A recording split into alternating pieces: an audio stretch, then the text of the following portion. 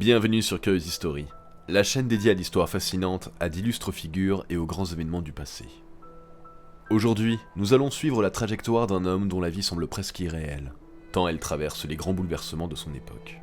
Un homme qui a repoussé les limites du monde connu, exploré les régions les plus hostiles de la planète, fait progresser la science moderne, mais aussi la diplomatie. Son nom est Fridtjof Nansen. À la fin du 19e siècle, alors que l'Arctique demeure une zone largement inexplorée, Nansen accomplit l'exploit que beaucoup jugent impossible, traverser l'intérieur du Groenland, d'est en ouest, uniquement à ski, affrontant le froid extrême, l'isolement total, la folie et l'inconnu. Quelques années plus tard, à bord d'un navire spécialement conçu pour dériver prisonniers de la banquise, il s'aventure encore plus loin vers le nord, atteignant une terre jamais atteinte auparavant par l'homme. Le monde entier découvre alors son nom, mais l'histoire de Nansen ne s'arrête pas à l'exploration, car derrière l'aventurier se cache un scientifique de premier plan. Zoologiste de formation, pionnier dans l'étude du système nerveux, puis acteur majeur de la naissance de l'océanographie moderne, Nansen contribue durablement à la connaissance des océans et du vivant. Ses travaux influenceront des générations de chercheurs, et cela bien au-delà des cercles polaires.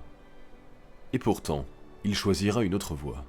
Dans une Europe bouleversée par la guerre, les frontières effondrées et les millions de réfugiés européens sans patrie, Nansen met son prestige et son intelligence au service de l'humanité.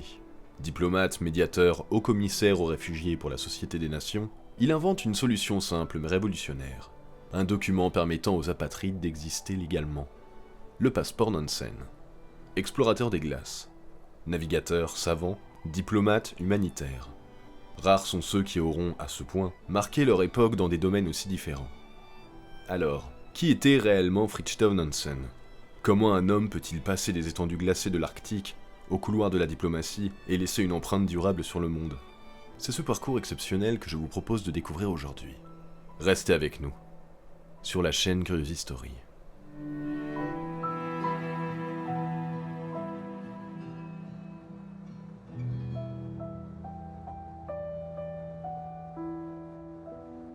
La famille Nansen, d'origine danoise, se distingue dès le XVIIe siècle avec Hans Nansen, marchand et explorateur de la mer Blanche, qui accède à la fonction de bourgmestre de Copenhague.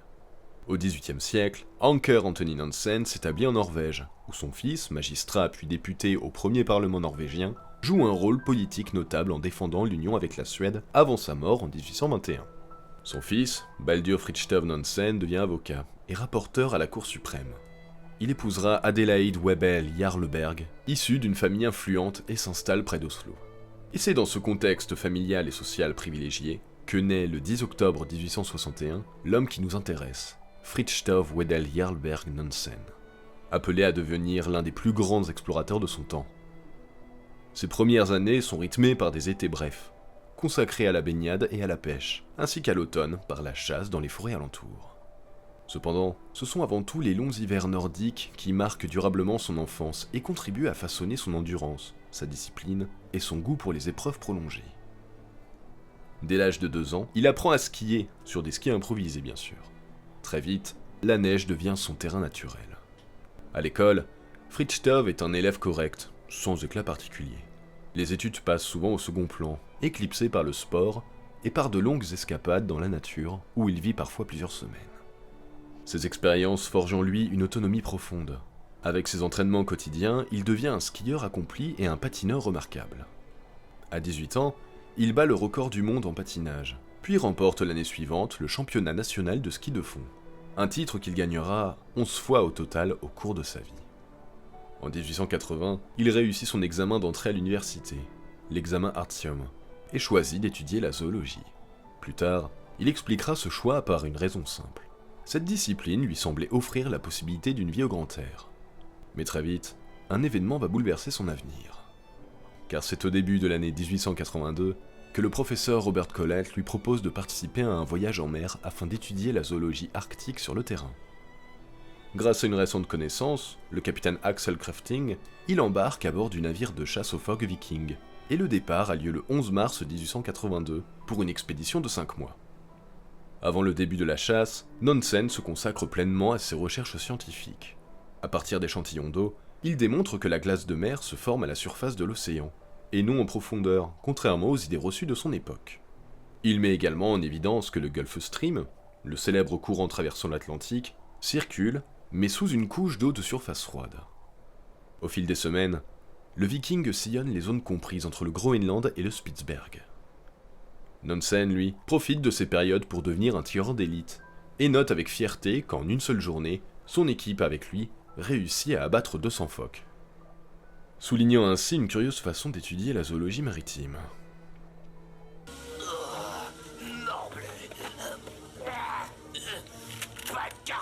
En juillet, le navire se retrouve pris dans les glaces près d'une portion encore inexplorée de la côte groenlandaise.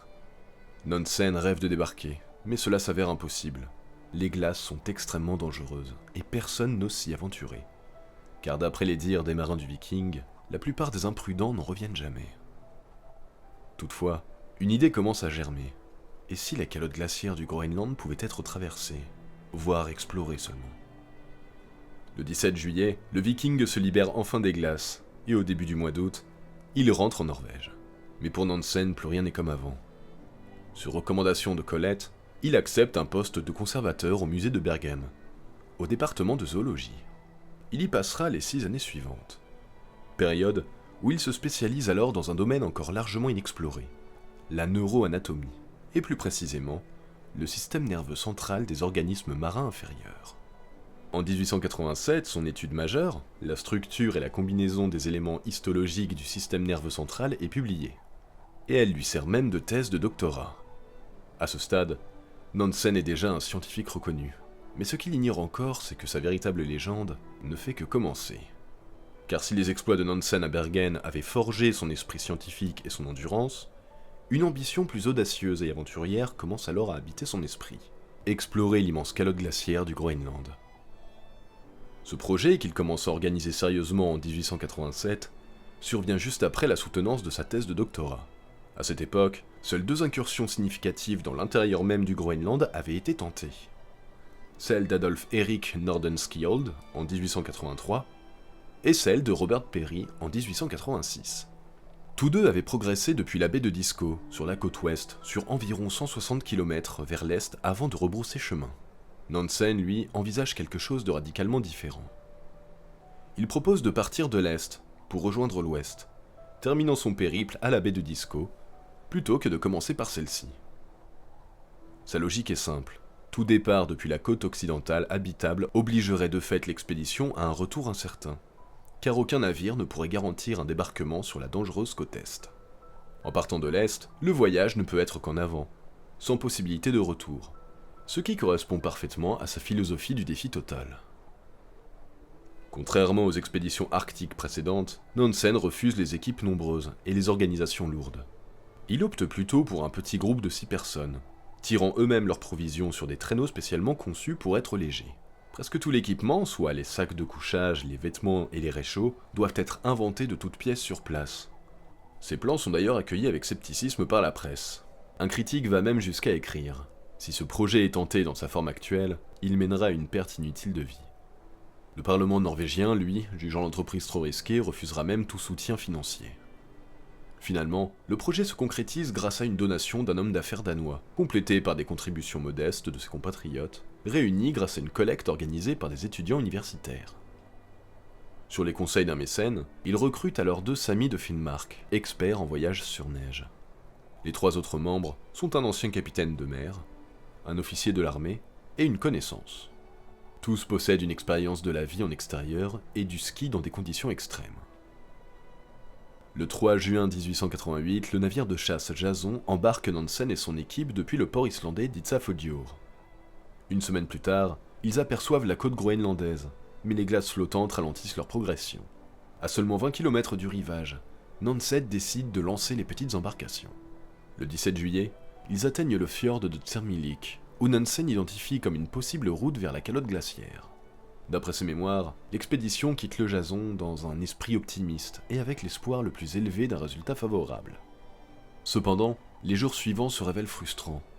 Les conditions météo et maritimes empêchent le débarquement sur le sol. L'équipe campe alors souvent sur la glace, jugée trop dangereuse pour utiliser les bateaux. Le 29 juillet, après avoir dérivé sur 380 km au sud du point de départ, ils atteignent enfin la terre ferme, mais trop au sud pour commencer la traversée. Nansen ordonne alors de reprendre les bateaux pour remonter vers le nord. Pendant 12 jours, ils avancent péniblement le long de la côte, à travers les banquises, croisant au passage un vaste campement inuit et maintenant quelques contacts sporadiques avec la population nomade. Le 11 août, après avoir parcouru 200 km, le groupe atteint la baie d'Umivik. Nansen juge qu'il est temps de débuter la traversée malgré un départ encore au sud de son plan initial, car la saison avance rapidement. 4 jours sont alors consacrés à la préparation de l'expédition. Puis le 15 août, ils prennent la route vers le nord-ouest en direction de Christianab, sur la côte ouest, à 600 km de distance. Les premiers jours sont une lutte constante. L'intérieur de la calotte glaciaire est traître, crevasses cachées, météo hostile et faune locale pas vraiment pacifique. Des tempêtes et des pluies continues stoppent même leur progression pendant 3 jours. Le 29 août, Nansen conclut qu'ils ne pourront atteindre le dernier navire prévu à Christianab. Il modifie alors la trajectoire vers Gotthab, réduisant la distance de 150 km. La décision est accueillie par le groupe avec soulagement. À cet endroit, et pendant cette période de l'année, les températures nocturnes tombent à moins 45 degrés, et le terrain reste accidenté et les tempêtes fréquentes. Les chutes de neige récentes ralentissent considérablement la progression, rendant le traîneau presque impossible à tirer. Le 26 septembre, ils luttent le long d'un fjord. 3 jours plus tard, Nansen et Sverdrup entament la dernière étape en ramant dans le fjord. Le 3 octobre, l'équipe arrive à Gotthab. La traversée, accomplie en 49 jours, a permis de récolter des données météorologiques, géographiques et scientifiques sur l'intérieur encore inexploré du Groenland. Le reste de l'équipe rejoindra la ville le 12 octobre. Pendant 7 mois, le groupe reste au Groenland, avant d'être récupéré par le navire Evedsborgen le 15 avril 1889. Leur retour à Copenhague, le 21 mai, est accueilli par des honneurs immédiats. À Christiania, des foules estimées entre 30 000 et 40 000 personnes, soit un tiers de la population, acclament les héros de l'expédition. L'événement déclenche directement la création de la Société géographique norvégienne. Nansen accepte alors le poste de conservateur de la collection zoologique de l'Université royale Frédéric, un emploi rémunéré mais sans obligation particulière, l'université se satisfaisant simplement de l'association avec son nom. Sa principale mission devient l'écriture du récit de l'expédition. Toutefois, en juin, il se rend à Londres, rencontre le prince de Galles, le futur Édouard VII, et s'adresse à la Royal Geographical Society. Le président de la société, Sir Mountstuart Elphinstone Grandduff, affirme que Nansen occupe la première place parmi les voyageurs du Nord, et lui décerne la prestigieuse Patron's Medal. Mais si la traversée du Groenland avait été un exploit immense, Nansen rêvait désormais de repousser les limites de l'exploration encore plus loin. Atteindre le mystérieux pôle Nord. L'idée de Nansen d'atteindre cette place naît véritablement en 1884, lorsqu'il lit les travaux du météorologue Henrik Mohn sur le courant transpolaire. En effet, des artefacts trouvés sur la côte du Groenland provenant de l'expédition Jeannette avaient dérivé depuis la Sibérie à l'extrême opposé de l'océan Arctique. Mohn en conclut donc que ces objets indiquaient l'existence d'un courant océanique s'écoulant d'est en ouest, traversant potentiellement le pôle lui-même. Cette découverte obsède Nansen pendant plusieurs années, et après son retour triomphal du Groenland, il élabore un plan détaillé pour une expédition polaire. En février 1890, lors d'une réunion de la toute nouvelle Société géographique norvégienne, il expose publiquement son idée.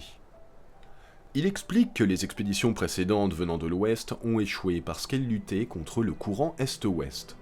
Le secret, selon lui, serait de suivre le courant.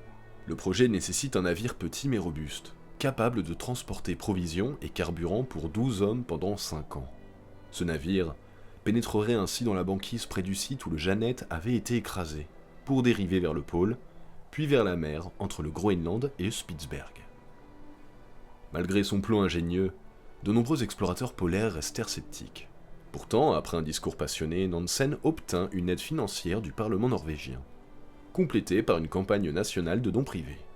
Il choisit Colin Archer, ingénieur naval norvégien, pour concevoir et construire le navire. Archer créa un vaisseau extrêmement solide, avec une coque arrondie pour pousser la glace et un système complexe de renfort en chaîne. La priorité n'est pas la vitesse ou la maniabilité, mais la sécurité et le confort face à un confinement prolongé dans la glace. Le navire, nommé Fram, mesure 39 mètres de long pour 11 mètres de large. Il est lancé le 6 octobre 1892. Parmi des milliers de candidats, Nansen choisit 12 hommes, dont Otto Sverdrup, participant à l'expédition groenlandaise précédente qui devient son second. Le 24 juin 1893, Fram quitte Christiania, acclamé par des milliers de citoyens, avant d'atteindre son port final, à Vardø, au nord-est de la Norvège. Le navire suit la route du passage nord-est, mais la progression est ralentie par le brouillard et la glace, souvent inexplorés. Malgré tout, le cap Tcheliuskin, point le plus septentrional de l'Eurasie, est franchi le 10 septembre. 10 jours plus tard, la banquise dense apparaît, près de l'endroit même où le Jeannette avait été écrasé. Nansen suit la ligne de glace, puis ordonne d'arrêter les moteurs et de relever le gouvernail. C'est le début de la dérive du navire Fram. Les premières semaines dans la glace sont frustrantes. Le navire dérive parfois au nord, parfois au sud. Le 19 octobre, Fram est plus au sud qu'à son entrée dans la glace. Ce n'est qu'en janvier 1894 que sa direction générale vers le nord s'installe. À ce rythme, Nansen estime qu'il pourra falloir 5 ans pour atteindre le pôle. La dérive du navire ne dépassant rarement les 1,5 km par jour, il commence à envisager en secret un voyage en traîneau à chien vers le pôle, et s'entraîne intensivement. En novembre, Nansen révèle son plan. Lorsque le navire Fram atteindra 83 degrés nord, il partira avec Johansen et les chiens vers le pôle, tandis que Fram poursuivra sa dérive sous Sverdrup. Après le pôle, il se dirigerait vers Franz Josef Land, puis traverserait la banquise jusqu'au Spitzberg, pour rejoindre un navire et rentrer chez eux. L'hiver 1894 est donc consacré à préparer les vêtements et équipements pour le voyage en traîneau. Des kayaks sont ainsi construits pour traverser les eaux libres. En janvier, de violents tremblements secouent le Fram. L'équipage craint l'écrasement, mais le navire résiste. Le 8 juillet 1895, le Fram atteint les 83 degrés et 34 minutes de latitude nord, battant le record de Greely, un explorateur américain de l'Arctique célèbre pour avoir survécu à une expédition tragique au pôle Nord, et aussi pour avoir critiqué la méthode audacieuse de Nansen d'y parvenir. Comme quoi. Après quelques faux départs, Nansen et Johansen commencent leur périple le 14 mars 1895, visant 660 km jusqu'au pôle, et ça en l'espace de 50 jours. Après une semaine sur la banquise, leurs mesures révèlent une moyenne de 17 km par jour, en avance sur le plan. Le 3 avril, Nansen doute de la faisabilité. Leurs provisions pourraient-elles ne pas suffire ? Le 7 avril, un chaos de blocs de glace à l'horizon le pousse à faire demi-tour. À la fin avril, les traces d'un renard arctique sont observées, la première preuve de vie autre que les chiens depuis le Fram. Progressivement, ils voient des ours, des phoques, des mouettes et même des baleines. Le 31 mai, ils sont à seulement 93 km du cap Fligli, point nord de Franz Josef Land. Nansen notera sur son journal. Enfin la merveille est apparue. Terre, alors que nous avions presque perdu espoir. Le 6 août, ils atteignent le bord de la banquise. Les chiens les plus faibles sont sacrifiés pour nourrir les autres, et les kayaks sont attachés pour rejoindre la terre. Ils découvrent bientôt qu'ils sont dans un archipel, identifiant une tête de terre comme le cap Felder sur la côte ouest de Franz Josef Land. À la fin août, la météo se dégrade et Nansen décide de camper pour l'hiver, construisant un abri à base de pierres et de mousse. Leur principale inquiétude n'est plus la faim, mais l'inaction. Après un Noël et un Nouvel An modeste, ils reprennent leur route le 19 mai 1896. Le 17 juin, alors qu'ils réparent les kayaks attaqués par un morse, Nansen entend des voix humaines au loin. Il rencontre alors Frederick Jackson, explorateur britannique sur l'île de Northbrook. Les deux hommes, stupéfaits, se reconnaissent immédiatement au milieu du désert. Johansen et Nansen sont recueillis à Cape Flora, récupèrent et se reposent. Le 7 août, ils embarquent sur le navire de Jackson, le Windward, et arrivent à Vardø le 13 août. Le monde entier apprend alors leur retour sain et sauf, mais aucune nouvelle du navire Fram. Le 18 août, se trouvant alors à Hammerfest, ils apprennent que le Fram a été aperçu au large. Le navire, sortant de la glace au nord-ouest du Spitzberg comme prévu, n'avait pas dépassé le pôle, mais avait survécu intact. Nansen et Johansen rejoignirent le Fram à Tromsø. Le retour à Christiania est ponctué de réceptions triomphales. Le 9 septembre, le Fram entre dans le port acclamé par la plus grande foule que la ville ait jamais vue. L'équipage est même reçu par le roi Oscar, et Nansen passe plusieurs jours au palais en tant qu'invité d'honneur. Les éloges affluent du monde entier. Après son retour triomphal de l'Arctique, Nansen n'était pas destiné à se reposer. Sa vie allait désormais basculer du défi polaire aux plus grandes affaires scientifiques et humanitaires de son époque. Car dès son retour, Nansen se plonge dans l'écriture de son récit de voyage. En quelques mois, il rédige 300 000 mots en norvégien, rapidement traduit en anglais sous le nom de Farthest North. Le livre est un succès immédiat. Les 2 décennies suivantes voient Nansen se consacrer à la science. Professeur de zoologie à l'Université royale Frédéric dès 1897, il compile les rapports scientifiques de l'expédition Fram en 6 volumes. Il dirige le laboratoire international pour la recherche en mer du Nord et participe à la création du Conseil international pour l'exploration de la mer. En 1900, son record de latitude est dépassé par l'expédition italienne du duc d'Abruzzi.